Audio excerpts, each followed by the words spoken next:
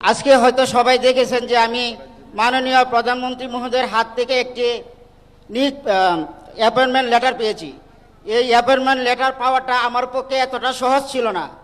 এই অ্যাপয়েন্টমেন্ট লেটারটা পাওয়ার পিছনে আমার এই কিশোরগঞ্জবাসী সবচেয়ে বেশি অবদান রেখেছেন। বিশেষ করে আমাদের সাংবাদিক ভাইয়েরা আমাকে এবং আমার প্রতিবন্ধী বোনটাকে নিয়ে নিউজ করেন, যে নিউজটা আমাদের কিশোরগঞ্জ হোসেনপুর আসনের মাননীয় এমপি মহোদয় দৃষ্টিগোচর হয়।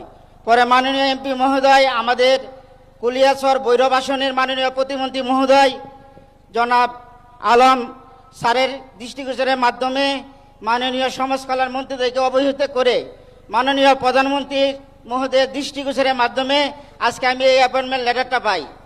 আমার পরিবারে 5 জন সদস্য, এর মধ্যে আমিও শারীরিক প্রতিবন্ধী, আমার বোনটাও শারীরিক প্রতিবন্ধী, আমার বাবা হার্টের রোগী। আমার এই অ্যাপয়েন্টমেন্ট লেটার বা এই চাকরিটার পাওয়ার পেছনে সবচেয়ে বেশি যে অনুপ্রেরণা ছিল আমার মা।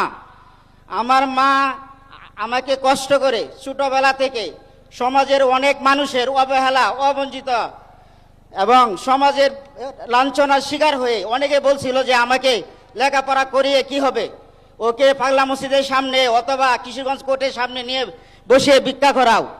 আজকে আমি সত্যিই খুব ধন্য এবং গর্বিত যে আমি আমাদের কিশোরগঞ্জের সকলের প্রচেষ্টার মাধ্যমে মাননীয় প্রধানমন্ত্রী মহোদয়ের হাত থেকে আজকে এই অ্যাপয়েন্টমেন্ট লেটারটি পেয়েছি।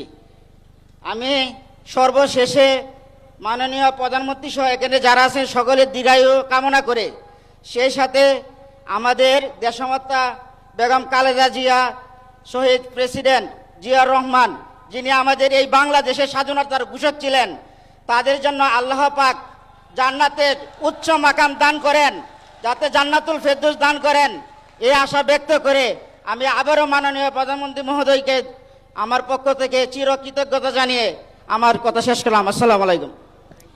প্রিয় সুধী।